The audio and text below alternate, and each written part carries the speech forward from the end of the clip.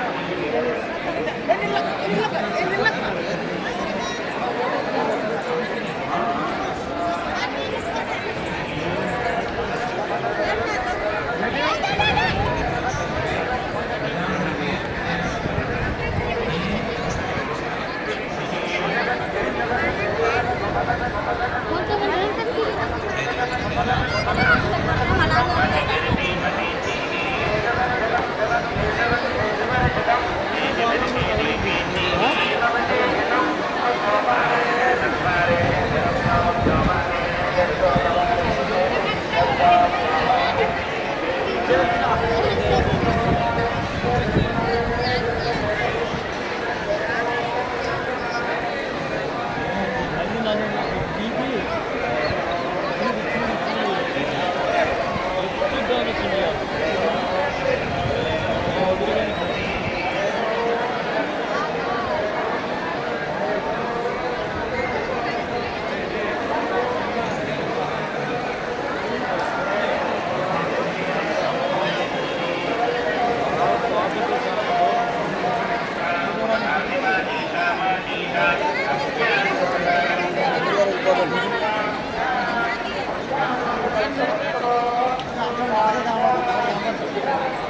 ఇప్పుడు మాత్రం ఆగలేదు